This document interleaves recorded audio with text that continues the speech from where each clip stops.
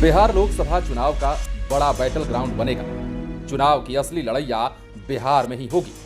BJP के लिए ये अग्नि परीक्षा होगी, महागठबंधन के लिए भी बड़ी चुनौती, और सबसे बड़ी चुनौती नीतीश कुमार और लालू यादव की जोड़ी के लिए होगी।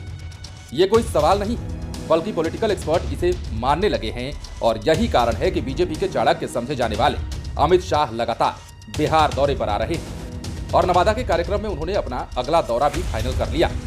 साफ कह दिया, इस बार वे हिंसा की वजह से सासाराम नहीं जा सके और सम्राट अशोक की जयंती नहीं मना सके, लेकिन वो जल्द ही सासाराम आएंगे। हालांकि ये सब तो सियासी रूटीन का एक पार्ट है और आगे भी इसमें गुड़ा भाग होता रहेगा, लेकिन असली सियासी गणित अमित शाह के बयान पर हो रही है। पॉलिटिकल एक्सपर्ट उस बयान की सर्जरी में लग गए हैं। इसे लेकर सवाल भी उठने लगे हैं कि जब बीजेपी ही बिहार के सभी 40 में से 40 सीटों पर चुनाव लड़ेगी तो उपेंद्र कुशवाहा और मुकेश सहनी क्या करेंगे? क्या नीतीश कुमार की तरह उपेंद्र कुशवाहा और मुकेश सहनी पर बीजेपी को भरोसा नहीं है? और चाचा भतीजा क्या करेंगे? अरे हम नीतीश कुमार और तेजस्वी यादव की बात नहीं कर रहे, असली चाचा भतीजा यानी कि चिराग पासवान और पशुपति कुमार पारस की बात कर रहे हैं। फिलहाल दोनों ही बीजेपी के संपर्क में हैं, और चिराग पासवान ने तो तंज कसते हुए कहा भी है कि हाँ, मैं बीजेपी का एजेंट हूं। इस पर इसी स्टोरी में आगे बात करेंगे, लेकिन यहां पर हम पहले अमित शाह के बयान की बात करते हैं। दरअसल 2 अप्रैल को केंद्रीय गृह मंत्री अमित शाह ने नवादा में धुआंधार भाषण दिया था। उन्होंने लालू यादव और नीतीश कुमार पर ताबड़तोड़ हमले किए थे और कहा था कि नीतीश कुमार तो लालू यादव को भी धोखा देंगे, वे कभी भी तेजस्वी यादव को सीएम नहीं बनाएंगे, क्योंकि जनता ने बिहार की सभी 40 में से 40 सीटों पर नरेंद्र मोदी के कमल खिलाने का मन बना लिया है।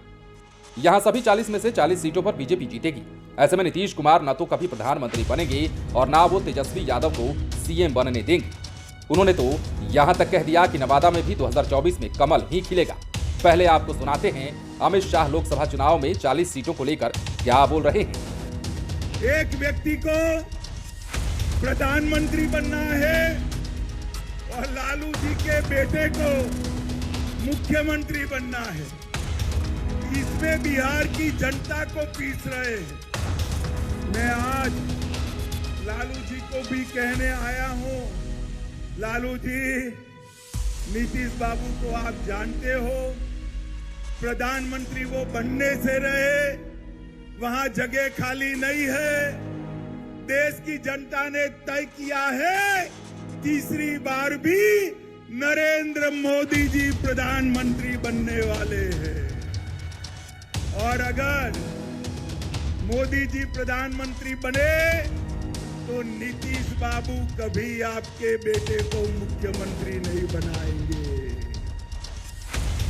आप भी गलतफहमी में हो, नीतीश जी भी गलतफहमी में है, मगर बिहार की जनता गलतफहमी में नहीं है। बिहार की जनता स्पष्ट रूप से निर्णय कर बैठी है कि बिहार की 40 सीटों पर नरेंद्र मोदी जी का कमल खिलने वाला है, और नवादा में भी नवल कमल खिलने वाला है। तो आपने सुना कि अमित शाह क्या बोल रहे हैं। दरअसल बिहार में लोकसभा की कुल 40 सीटें हैं। थोड़ा फ्लैशबैक में जाते हैं तो पाते हैं कि 2019 के लोकसभा चुनाव में एनडीए की ओर से यहां से बीजेपी 17 और जदयू 17 सीटों पर चुनाव लड़ी थी, जबकि बाकी की 6 सीटों पर लोजपा ने अपने उम्मीदवार उतारे थे। उस समय रामविलास पासवान जिंदा थे। इन 40 में से 39 सीटों पर एनडीए को सफलता मिली थी। इसमें बीजेपी का स्ट्राइक रेट 100% रहा था। इसके साथ ही लोजपा का भी स्ट्राइक रेट 100% रहा था, लेकिन जेडीयू के स्ट्राइक रेट में थोड़ी सी गिरावट आ गई थी। जेडीयू को 17 में से 16 सीटों पर सफलता मिली थी। किशनगंज की एक सीट वो लूज कर गई थी, लेकिन अब पॉलिटिकल सिनारियो बदल चुका है। नीतीश कुमार अब महागठबंधन के पाले में आ चुके हैं, और जिस तरह नीतीश कुमार और लालू यादव पर बीजेपी हमला कर रही है, उससे ये संकेत तो मिलने लगे हैं कि अब बीजेपी और जेडीयू में गठबंधन बहुत मुश्किल है। लालू परिवार पर भी जिस तरह जांच एजेंसियों का शिकंजा कसता जा रहा है, उसका भी यही संकेत है। नीतीश कुमार को अपने पाले में करने में बीजेपी विफल साबित हो रही है। दूसरी ओर नीतीश कुमार से अलग हुए उपेंद्र कुशवाहा का झुकाव बीजेपी की ओर है। वहीं पशुपति कुमार पारस पहले से ही एनडीए में है। वीआईपी पार्टी के मुखिया मुकेश सहनी क्या करेंगे, अभी से कहना मुश्किल है। वहीं चिराग पासवान का झुकाव भी बीजेपी की ओर है। हालांकि उन्होंने 2 दिन पहले कहा था कि हमारी पार्टी भी बिहार की सभी 40 सीटों पर चुनाव लड़ेगी, लेकिन आज ही उन्होंने तंज कसते हुए कह दिया कि हाँ, मैं बीजेपी का एजेंट हूं। दरअसल मुख्यमंत्री नीतीश कुमार ने असदुद्दीन ओवैसी को लेकर कहा था कि बीजेपी के वो एजेंट हैं। कहा जाता है कि इसी पर चिराग पासवान ने ये बात कह दी। पहले आपको सुनाते हैं कि चिराग पासवान बीजेपी के एजेंट को लेकर क्या बोल रहे थे। ओवैसी को भी उन्होंने बीजेपी का एजेंट बता दिया। सब एजेंट है भैया, सब एजेंट है। एक मुख्यमंत्री नीतीश कुमार जी ही हैं दूध के धुले हुए। हम सब लोग एजेंट हैं, जो आ रहा है वो सब एजेंट है। भाई ये जितना एजेंट कर रहे हैं ना, बिहार की जनता आने वाले दिनों में अगले चुनाव में बता देगी कि कौन सही में एजेंट है और कौन सही में बिहार की चिंता। तो आपने ये भी सुना कि चिराग पासवान क्या बोल रहे हैं। इसके पहले भी हम बता चुके हैं कि चिराग पासवान एक और साफ कह रहे हैं कि उनका चाचा पशुपति कुमार पारस से इस जन्म में गठबंधन नहीं होगा। और पशुपति कुमार पारस भी चिराग पासवान पर तंज कसते हुए पहले भी कह चुके हैं कि सड़क पर उसी आवारा पशु की मौत होती है जो समय पर सही डिसीजन नहीं लेता। लेकिन पॉलिटिकल एक्सपर्ट की माने तो असली पेंच अमित शाह के भाषण के बाद फंसा है। आखिर जब बीजेपी ही 40 में से 40 सीटों पर चुनाव लड़ेगी तो बाकी के दल क्या करेंगे।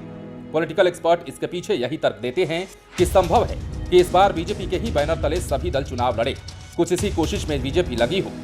हालांकि ये दूर की कौड़ी है और इस पर कोई मानने को तैयार भी नहीं होगा। आपको बता दें कि अमित शाह ने अपने भाषण में यह भी कहा था कि नवादा में भी कमल खिलेगा। ये भी सुन लीजिए अमित शाह नवादा को लेकर क्या बोल रहे थे। बिहार की जनता स्पष्ट रूप से निर्णय कर बैठी है कि बिहार की 40 सीटों पर नरेंद्र मोदी जी का कमल खिलने वाला है और नवादा में भी नवल कमल खिलने वाला है। तो आपने सुना कि अमित शाह ठोक बजाकर कह रहे थे नवादा में भी कमल खिलेगा। लेकिन इसके साथ ही पॉलिटिकल एक्सपर्ट सवाल दागते हैं कि आखिर नवादा में कैसे कमल खिलेगा। आपको बता दें कि नवादा सीट अभी पशुपति पारस गुट के पास है। वहां के सांसद चंदन सिंह हैं। चंदन सिंह फिलहाल राष्ट्रीय लोजपा में हैं। ऐसे में पेंच तो फंसेगा ही फंसेगा।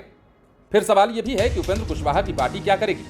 हालांकि पॉलिटिकल एक्सपर्ट की माने तो उपेंद्र कुशवाहा को भले ही बीजेपी ने केंद्र की ओर से वाई कैटेगरी की सुरक्षा उपलब्ध करा दी है, लेकिन उन पर पार्टी को अभी भी भरोसा नहीं है।